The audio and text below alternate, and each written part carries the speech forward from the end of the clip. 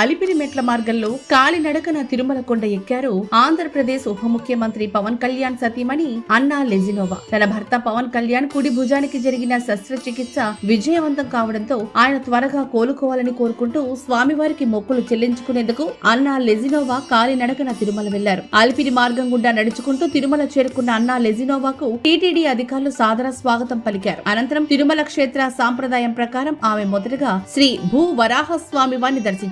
ఆ తర్వాత ప్రత్యేక ప్రవేశ దర్శన మార్గంలో శ్రీవారిని దర్శించుకుని మొక్కులు చెల్లించుకున్నారు. అంతేకాకుండా శనివారం తెల్లవారుజామున అత్యంత పవిత్రమైన శ్రీవారి సుప్రభాత సేవలో కూడా అన్నా లెజినోవా పాల్గొన్నారు. దర్శనం అనంతరం రంగనాయకుల మండపంలో వేద పండితులు ఆమెకు ఆశీర్వచనాలు పలకగా అధికారులు స్వామివారి తీర్థ ప్రసాదాలను అందజేశారు. ఆలయం వెలుపలికి వచ్చిన తర్వాత అఖిలాండం వద్ద కొబ్బరికాయ కొట్టి మొక్కులు తీర్చుకున్న ఆమె బేడి ఆంజనేయ స్వామివారిని కూడా దర్శించుకున్నారు. గతంలో ఆమె కుమారుడు సింగపూర్ లో జరిగిన ఒక